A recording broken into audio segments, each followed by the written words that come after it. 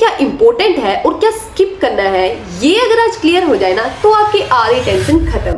Hi, I am a third year student at AIIMS Rishikesh और मैंने AIIMS BSc nursing and paramedical के previous year question paper को analyse करके ये वीडियो बनाई है, जिसमें मैं आपको डायरेक्टली बताऊंगी कि आपको कौन से चैप्टर्स के कौन से टॉपिक्स पे ज्यादा फोकस करना है, जिससे आपका टाइम भी बचे, स्ट्रेस भी कम हो और आप इजीली 25+ स्कोर भी कर पाओ। इसलिए पेन और पेपर लेके तैयार हो जाओ एंड इंपॉर्टेंट पॉइंट्स नोट करते रहना, क्योंकि ये वीडियो आपकी जेन्युइनली हेल्प करेगी। और एक बात तो आपको क्लियर ही होगी कि एम्स बीएससी नर्सिंग में केमिस्ट्री से 30 क्वेश्चंस आते हैं, जिसमें से अगर 25+ आ जाए ना तो मजा ही आ जाए। अगर लेवल की बात करें तो मॉडरेट टू इजी लेवल का पेपर आता है और ये और भी इजी होने वाला है जब मैं आपको इंपॉर्टेंट चैप्टर में से भी इंपॉर्टेंट टॉपिक्स बताऊंगी। बिना देरी किए चलो स्टार्ट करते हैं। तो फर्स्ट बात करते हैं ऑर्गेनिक केमिस्ट्री में, जिसमें से आपको चैप्टर्स की बजाय टॉपिक्स पे टारगेट करना है। और इसमें से भी फर्स्ट इंपॉर्टेंट टॉपिक्स की बात करें तो जीओसी यानी कि जनरल ऑर्गेनिक केमिस्ट्री, इसमें जो नेमिंग रिएक्शन वाला पोर्शन है भाई बहुत ज्यादा इंपॉर्टेंट है। मतलब नेमिंग रिएक्शन तो आपको करनी ही करनी है और नेमिंग रिएक्शन से हर साल 2 से 3 क्वेश्चन आते ही आते हैं। इसमें से भी अगर बात करें तो ऑक्सीजन कंटेनिंग कंपाउंड यानी कि alcohol, carboxylic acid and then aldehyde, ketone, then hydrocarbon, halo arene, halo alkane, ठीक है, इनमें से क्वेश्चंस आते हैं। सेकंड बात करें तो आईयूपीएसी। अब आईयूपीएसी थोड़ी सी ट्रिकी है लेकिन इंपॉर्टेंट है, एक क्वेश्चन तो आएगा ही आएगा इससे, ठीक है, इसलिए कर लेना इसको भी, इतनी भी ज्यादा मुश्किल नहीं है, ठीक है। थर्ड है anion cation stability and then है एसिडिटी, बेसिसिटी, ठीक है। अब ये 5 चीजें हैं ऑर्गेनिक केमिस्ट्री में करनी ही करनी है। ये चीजें कर ली ना तो 70 to 80% ऑर्गेनिक केमिस्ट्री डन। और जो नेमिंग रिएक्शंस है उनकी ना मैं एक ट्रिक बताऊंगी आपको कि कैसे आपको नोट्स बनाने और कैसे याद करनी है, जो कि मैं आपके लास्ट में बताऊंगी वीडियो के, ठीक है, इसलिए बीच में भाग मत जाना, बने रहना, ठीक है। देन नेक्स्ट बात करते हैं ऐसे 2 चैप्टर जो छोटू से हैं लेकिन ज्यादा इंपॉर्टेंट है। ज्यादा इंपॉर्टेंट इन द सेंस ये है कि ऐसे चैप्टर हैं जो कि इजी टू डू है, मोर स्कोरिंग है, लेस टाइम कंज्यूमिंग है और जैसा मैंने बताया छोटू से है, ठीक है। तो पहला है इसमें से बायोमोलिक्यूल जो कि आपका थोड़ा सा बायोलॉजी से भी लिंक करेगा, इसलिए इसको कर लेना। और मैं कहूंगी कि केमिस्ट्री में और बायोलॉजी में दोनों में साथ में करना, मजा आ जाएगा, ठीक है। बायोमोलिक्यूल में से जो लिंकेज होता है ना, लिंकेज जैसे कि हाइड्रोजन बॉन्ड है, पेप्टाइड बॉन्ड है, किस टाइप का बॉन्ड है, तो इस टाइप के क्वेश्चन आते हैं, ठीक है। सेकेंड है अपना रेडॉक्स रिएक्शन भाई बेचारा छोटू सा है, आराम से हो जाएगा, उसको कर लेना, ठीक है। क्योंकि मैं आपको इंपॉर्टेंट टॉपिक्स के साथ साथ ये भी बता रही हूँ कि जो आराम से हो सकते हैं, जो स्कोरिंग होते हैं, जिनको सब इग्नोर करके जाते हैं और वहां क्वेश्चन में बैठते हैं, पेपर में बैठते हैं और एक क्वेश्चन तो आ ही जाता है, ठीक है। इसमें से भी टाइप ऑफ रिएक्शंस पे थोड़े ज्यादा क्वेश्चन आते हैं, जैसे किस टाइप की रिएक्शन है, डिस्प्लेसमेंट रिएक्शन है या किस टाइप की है, वो मतलब एनसीईआरटी में मिल जाएगी आपको। टेबल बना लेना, रिएक्शन लिख लेना, रिएक्शन का नेम लिख लेना, आराम से क्वेश्चन बनेगा, ठीक है। Oxidising agent, reducing agent and oxidation number, इस पे भी क्वेश्चन आता है रेडॉक्स रिएक्शंस में, ठीक है। ओके, सो नेक्स्ट बात करते हैं इनऑर्गेनिक केमिस्ट्री की, और उसमें से भी फर्स्ट चैप्टर है केमिकल बॉन्डिंग, जो कि मोस्ट इंपॉर्टेंट चैप्टर्स में से एक है, ठीक है।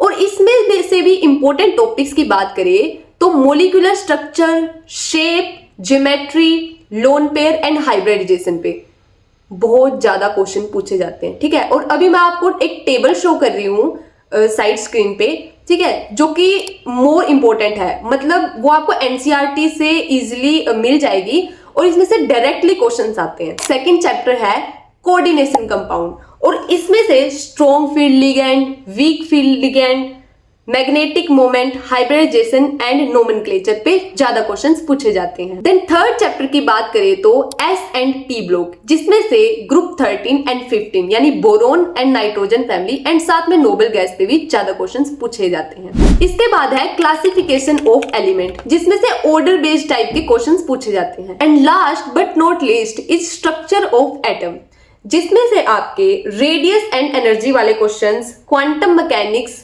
Angular node, radial node and number of orbital जैसे क्वेश्चंस आते हैं। अब यहाँ पे एक बात है, ये जो स्ट्रक्चर ऑफ एटम चैप्टर है वो फिजिक्स में थोड़ा ज्यादा इंपॉर्टेंट है, बट केमिस्ट्री में ये थोड़ा कम इंपॉर्टेंट है। तो आपको आप इसको लाइक जो मैंने पहले चैप्टर्स बताए हैं उनके बाद आप इसको कर सकते हो। Okay, so next move to the physical chemistry. अरे रुको रुको, डरो मत, फिजिक्स जैसी है लेकिन उससे आसान है। पहले ये सुनो, फिजिकल केमिस्ट्री में मोस्ट इंपोर्टेंट चैप्टर की बात करें तो पहला है केमिकल काइनेटिक्स, और इसमें से भी अगर मोर इंपोर्टेंट चैप्टर की बात करें तो है order of reaction.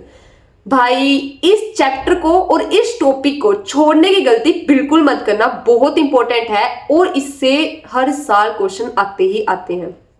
So next इसी में है T half reaction, pseudo first order reaction के एग्जांपल डायरेक्ट पूछ लेते हैं, and rate law and Arrhenius equation. तो ये केमिकल काइनेटिक्स में मोस्ट इंपॉर्टेंट टॉपिक्स है जो आपको करके ही जाने हैं। देन नेक्स्ट सेकंड चैप्टर है some basic concept of chemistry, और अब मैं आपको बता रही हूं इसमें से 3 ऐसी फॉर्मूले जो आपको करके ही जाने हैं।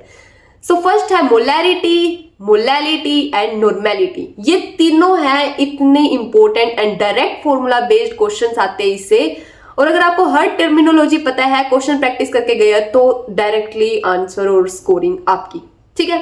नेक्स्ट है percentage composition and limiting reagent, ये भी इसी चैप्टर में इंक्लूड है, ठीक है। देन नेक्स्ट थर्ड चैप्टर की बात करें तो सॉल्यूशन, और इसमें से मोस्ट इंपॉर्टेंट है elevation in boiling point, depression in freezing point, delta TB, I factor and deviation based question, जिसमें से आपको पॉजिटिव डेविएशन है, नेगेटिव डेविएशन है या फिर आइडियल बिहेवियर है, इस टाइप के क्वेश्चंस आते हैं, ठीक है। ओके, सो नेक्स्ट बात करें तो है इक्विलिब्रियम। इसमें से पीएच वाले क्वेश्चन छोड़ने की गलती बिल्कुल मत करना, पीएच वाले क्वेश्चन डायरेक्ट आ जाते हैं तो ये तो करके ही जाने हैं। सेकंड है आपके बफर, मतलब buffer type of questions and Ksp reaction, तो ये आपको इक्विलिब्रियम में करके ही जाने। 3 क्या क्या बताया मैंने, केएसपी, पीएच वाले क्वेश्चन एंड बफर वाले, ठीक है, ये आपको करने हैं। देन नेक्स्ट चैप्टर की बात करें तो इलेक्ट्रोकेमिस्ट्री। भाई इसमें नर्नस्ट इक्वेशन कर जाना, मतलब बहुत इंपॉर्टेंट है, डायरेक्ट आ जाते हैं इसमें से, और ई नोट वाले जो क्वेश्चंस है वो कर लेना, ठीक है, लाइक ई नोट वाले टॉपिक्स है वो, ठीक है। And last but not least is thermodynamics. अरे हाँ, फिजिक्स में भी सुनी है, इसलिए मैं आपको बोल रही हूँ कि जो चैप्टर्स ऐसे सब्जेक्ट वाइज कनेक्टेड है उनको साथ में ही कर लेना, मजा आ जाएगा एकदम कि हाँ भाई ये तो सेम ही रिपीट हो रहा है, बस थोड़ा बहुत डिफरेंस होता है, बाकी ऑलमोस्ट सेम होता है, ठीक है। तो थर्मोडायनेमिक्स में वो जो एक फॉर्मूला है ना, delta G equal to delta H minus T delta S, तो वो वाला थोड़ा सा ध्यान रखना, और बाकी फॉर्मूला बेस्ड है, इसमें ज्यादा कोई आपको दिमाग लगाने की जरूरत नहीं है, ठीक है। तो ये कर जाना। तो समराइज करें थोड़ा सा फिजिकल केमिस्ट्री में मैंने क्या क्या बताया, आप बताओ चलो फटाफट मेरे साथ। तो पहला मैंने क्या बताया, chemical kinetics, then some basic concept of chemistry, solution, equilibrium, electrochemistry and thermodynamics, ठीक है। ओके, तो ये तो मैंने बताए हैं आपको इंपॉर्टेंट टॉपिक्स, और अभी मैं आपको एक स्लाइड शो कर रही हूं जिसमें मैंने सारे इंपॉर्टेंट टॉपिक्स इंक्लूड किए हैं, उसके एक बार स्क्रीनशॉट ले लेना, ठीक है।